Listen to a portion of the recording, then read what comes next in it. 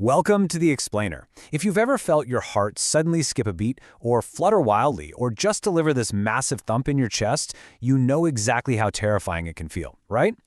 It can completely take over your mind, literally monopolizing every single waking moment of your day.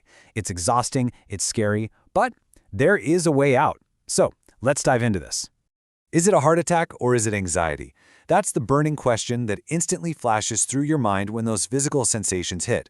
You might find yourself constantly checking your pulse, avoiding exercise, or even mapping out the quickest route to the ER whenever you leave the house. Look, if this sounds like you, I want to validate your experience right now. What you're feeling is incredibly distressing, but it is not a life sentence. Here's our roadmap for today. We're going to cover the reality of cardiophobia, anxiety versus heart disease, the fear palpitation brain loop, 5 steps for recovery, small goals and habits, and finally, supporting a loved one. All right, Section 1. The reality of cardiophobia. To solve this problem, we first need to clearly define exactly what is happening to you, clinically speaking. So, cardiophobia is a specific phobia characterized by an excessive fear of heart-related issues or sensations, often persisting despite completely normal medical test results. Anxiety and OCD specialist Paige Prodko points out that for many people, even after undergoing complete cardiac workups and being told they are perfectly healthy, the fear just remains overwhelming. And I want to be absolutely clear here. Your doctor might tell you it's anxiety, but your physical symptoms are completely real. The palpitations are not in your head. They just aren't caused by a failing heart. A major driver behind this is anxiety sensitivity. Basically, it's a heightened fear of anxiety-related physical sensations, leading you to believe that these sensations are harmful or dangerous. If you score high in this trait, having cardiophobia is kind of like living on the edge of a cliff. You anticipate the absolute worst with every single heartbeat. You genuinely believe these natural, harmless bodily sensations are inherently dangerous. Section 2. Anxiety versus heart disease. How do we distinguish between the harmless sensations of anxiety and actual cardiovascular disease? Well, let's break it down.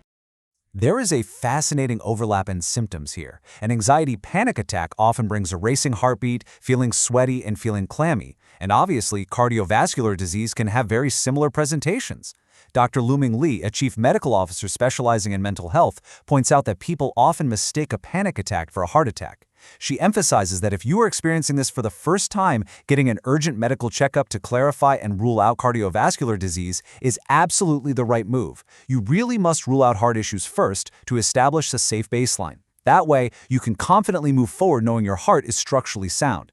Moving on to Section 3, the fear palpitation brain loop. Once your doctor confirms your heart is healthy, we have to look at the brain. Why does your heart keep doing this if there's nothing physically wrong with it? It actually comes down to a really predictable biological chain reaction, a fear loop. First, stress occurs.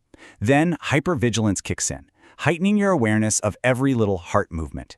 Because of your anxiety sensitivity, you misinterpret these normal sensations as a deadly threat, which instantly triggers your fight or flight response. And then boom, adrenaline dumps into your system, which increases your heart rate even more. But it goes even deeper than that. When you hit fight or flight, your breathing changes. You begin to hyperventilate.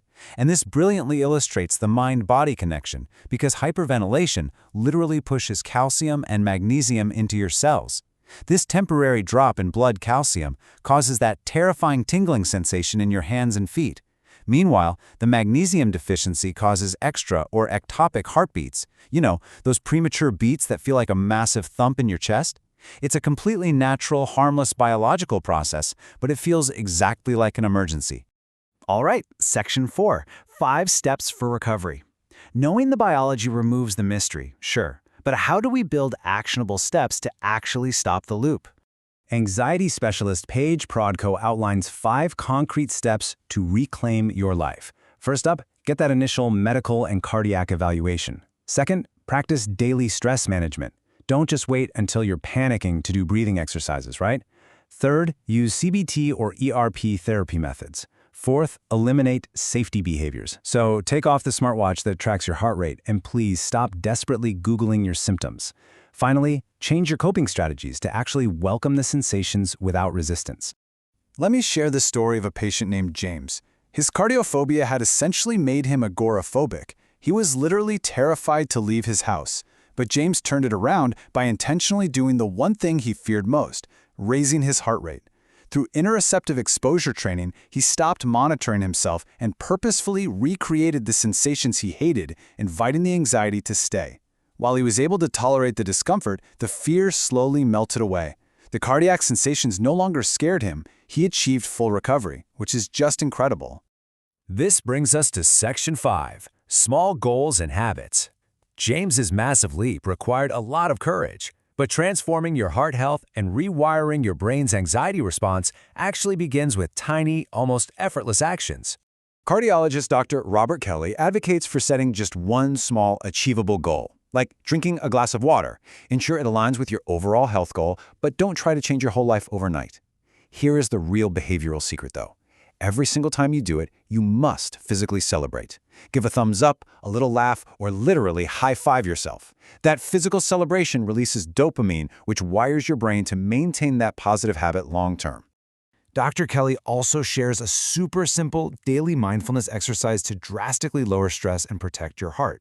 Try this. Sit back comfortably, eyes open or closed. Think of 2 things you are deeply grateful for today. Really sit there and truly feel that gratitude wash over you. And then physically celebrate the feeling. Smile. Give a little cheer, whatever works for you. This one small step lowers stress, improves your sleep, and physically calms your cardiovascular system. So why do all these small lifestyle changes matter? Because if you embrace lifestyle medicine, things like reducing chronic stress, improving sleep, eating well, exercising for 30 minutes a day, and connecting deeply with your family, you can reduce your risk of a heart attack by 50%. That's huge. Your emotional health, your lifestyle, and your environment are just as vital to your heart as any medication. Section 6. Supporting a loved one. Now, before we wrap up, I want to pivot for just a second and speak directly to the family members and loved ones watching this explainer. Watching a loved one go through a panic episode is incredibly scary. Research from the Heart Foundation and Dr. Luming Lee highlights that people dealing with heart issues or heart anxiety are highly vulnerable to depression and chronic stress. As a bystander, you need to help your family member get help. Encourage them to talk about their emotions without judgment. Connect them to a mental health professional and, honestly, just consistently show up and be there for them. We've covered the reality of the fear loop, the biology of palpitations, and the exact steps to welcome the discomfort and reclaim your life. You're not broken, and your heart is not failing you. Your mind is simply trapped in a cycle of hypervigilance. The solution is inside of you. So as you leave this explainer today, I want you to focus on your empowerment, not your anxiety. What small step will you celebrate today?